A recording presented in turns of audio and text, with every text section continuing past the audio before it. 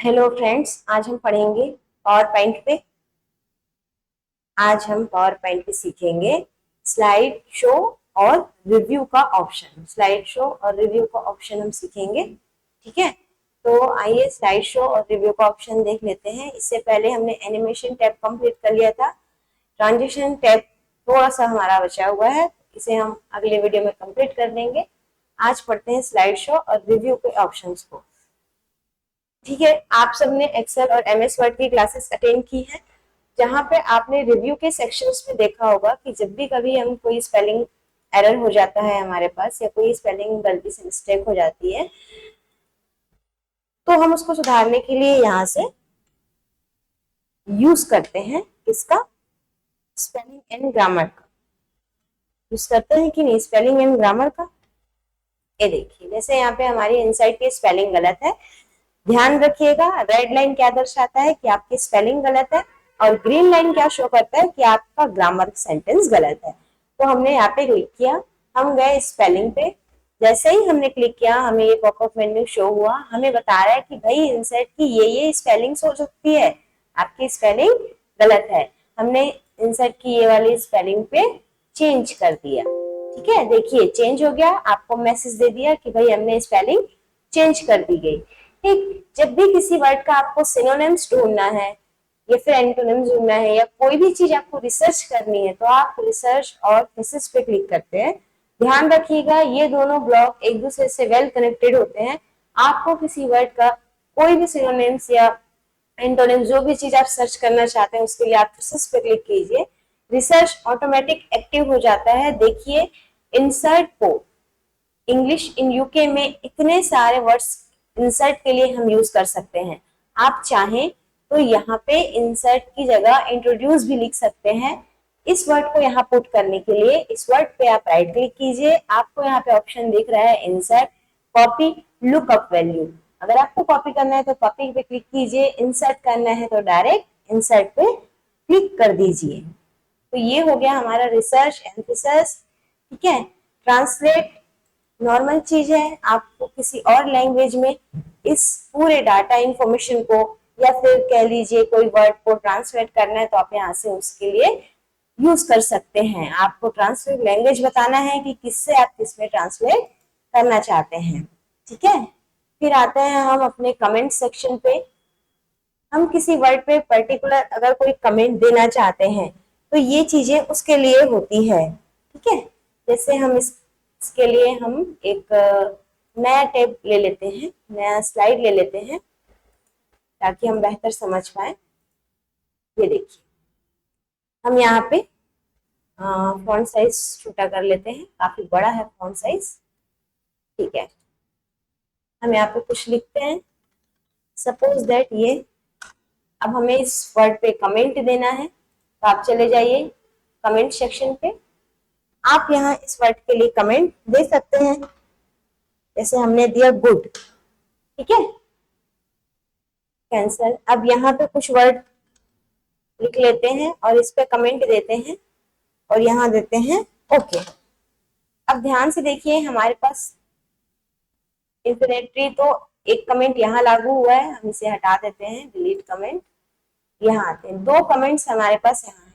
अगर आपको कमेंट्स को आगे पीछे करके देखना है, प्रीवियस, नेक्स्ट, तो आप यहाँ पे नेक्स्ट और प्रीवियस के लिए क्लिक कर सकते हैं। हमारे पास क्योंकि दो ही हैं, तो ये मूव करने में अनकंफर्टेबल है। एडिट करना है उस कमेंट को, एडिट कर सकते हैं। ठीक है, तो ये हो गया कि हम कमेंट कैसे दे सकते हैं और उसे एडिट कैसे कर सकते हैं। ठीक, अब आते हैं कंपेयर पे।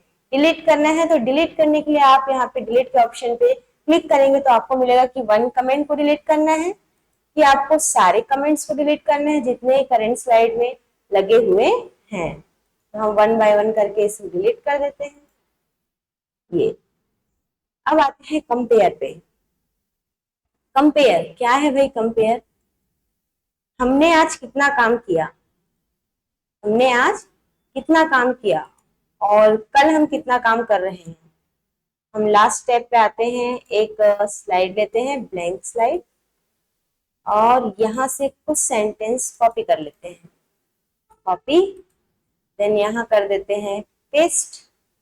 हम आज इतना काम करके घर जा रहे हैं, ठीक है, हम इसे सेव कर लेते हैं, हम इसे सेव कर लेते हैं कि भाई हमने आज जो काम किया वो सेव हो गया। अब कंपेयर पे आते हैं। कंपेयर आपको पूछ रहे हैं कि हाँ आपकी एक ही फाइल दिख रही है भाई, ठीक है, तो हम क्या करेंगे, यहाँ सेकंड पे दूसरे कॉलम से डाटा लेके फिर पेस्ट कर देते हैं, कॉपी और पेस्ट। अब इसको दूसरे नाम से सेव करते हैं। अब इसको हम क्या करते हैं, इंसर्ट टैब 1 के नाम से सेव करते हैं। अब जब हम कंपेयर पे क्लिक करेंगे तो हमको 2 टैब दिख रहे हैं, हम इंसर्ट टैब 1 को मर्ज कर देते हैं। देखिए यहाँ पे पिक्चर 1 फर्स्ट, पिक्चर 3 सेकेंड, आपको दोनों टैब्स की स्लाइड्स की डिटेल्स बता दी गई कि भाई आपने ये पहला काम था और आपका ये दूसरा काम था, ठीक है। आपको इस काम को रिजेक्ट करना है कि सेलेक्ट करना है, एक्सेप्ट करना है, ये आपके ऊपर डिपेंड करता है। And review, are you sure insert tab, आप फाइनली उसको डिस्क्लेयर करना चाहते हैं, यस, ठीक है। ये चीजें होती है कि हम अपने दोनों वर्क्स को कैसे अलग अलग समराइज कर सके। अब आते हैं हम, ये तो था हमारा रिव्यू का टैब। ज्यादातर हमने रिव्यू के सारे ऑप्शंस एमएस वर्ड एक्सेल में पढ़ लिए हैं। आते हैं स्लाइड शो। स्लाइड शो से पहले थोड़ा सा मैं आपको ट्रांजिशन इसमें बताना चाहती हूँ। ट्रांजिशन जो हमारा टैग छूटा है वो हम इसमें पढ़ लेते हैं। हम ये जो वर्ड्स हैं वो कैसे, हमें पहले तो इसकी ड्यूरेशन हम थोड़ा कम कर लेते हैं, बढ़ा लेते हैं, भाई जो भी इफेक्ट लगे वो दिखे तो सही, ऐसा दिखना चाहिए।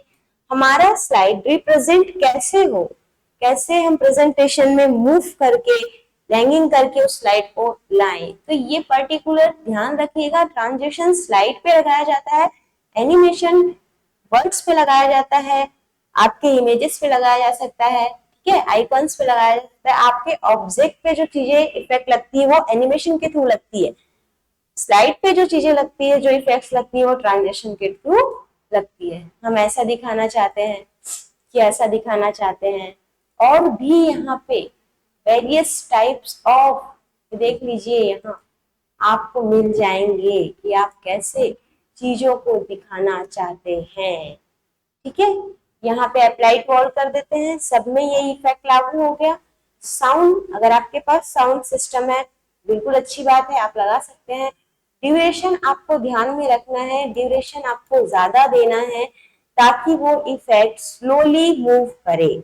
यहाँ पे जब आप प्रेजेंटेशन प्रीव्यू करेंगे या फिर चालू करेंगे तो आपको ये दिखाना है कि वो अपने आप नेक्स्ट स्लाइड पे मूव करे या आप माउस क्लिक करें। तो अगर आप चाहते हैं कि स्क्रीन पे पहला स्लाइड इतने देर रहे तो यहाँ टाइम सेट कर दीजिए, उसके बाद दूसरा स्लाइड आएगा, अदरवाइज हम माउस क्लिक पे काम करते हैं। इसका प्रीव्यू देखते हैं, कुछ ऐसे दिखेगा, ठीक है।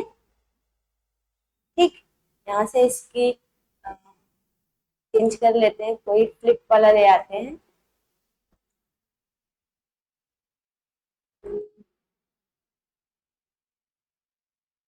कुछ ऐसा आप अपने हिसाब से देख सकते हैं, आपको चीजें कैसी चाहिए, ठीक है। आपको ट्रांजैक्शन टाइमिंग बढ़ा के रखनी है। अब आते हैं हम कहा, स्लाइड शो पे। आपको क्या पूछ रहा है, आप बिगनिंग से स्लाइड शो करना चाहते हैं, बिगनिंग से मतलब है फर्स्ट से, हम फर्स्ट से करना चाहते हैं भाई, हमने माउस क्लिक दे रखा है इसलिए चीजें माउस क्लिक पर ही आएंगी। देख लीजिए मैं माउस पे क्लिक करते जा रही हूँ और हमारे टेक्स्ट आ गए। अभी मैंने अपना कर्सर या क्लिक किया है थर्ड स्लाइड पे, करेंट स्लाइड। अब देखिए 1 2 नहीं आएगा, सिर्फ थर्ड फोर्थ ही आएंगे, ठीक है। सॉरी, ये होता है आपका ब्रॉडकास्ट स्लाइड। इसका मतलब है आप किन स्लाइड्स को ब्रॉडकास्ट करना चाहते हैं। कुछ ऐसे स्लाइड हैं जिन्हें आप चाहते हैं कि सर्विस हम अदर कनेक्शन से कनेक्ट करें, तो फिलहाल तो हमारे पास ये सुविधा अभी नहीं है, तो हम इसे कैंसिल करते हैं। कस्टम स्लाइड शो, ये हमारे लिए बहुत इंपॉर्टेंट है। कस्टम स्लाइड शो में हम क्या करते हैं, एक ऐसी एंट्री करते हैं जैसे आपने बनाया है पूरे पॉल्यूशन पे एक प्रेजेंटेशन, आपको सिर्फ एयर पॉल्यूशन वाला पार्ट ही शो करना है। तो कस्टम स्लाइड में आप उन स्लाइड्स को सिलेक्ट करते हैं जिन्हें आप प्रेजेंटेशन पे शो करना चाहते हैं, ठीक है। बाकी स्लाइड्स ना तो डिलीट होंगी, बस वो हाइड रहती है। जैसे कि हम इस 4 को ऐड करना चाहते हैं और कंप्यूटर को ऐड करना चाहते हैं, बस। ओके, हमने कस्टम स्लाइड बना दी और शो भी कर लेते हैं।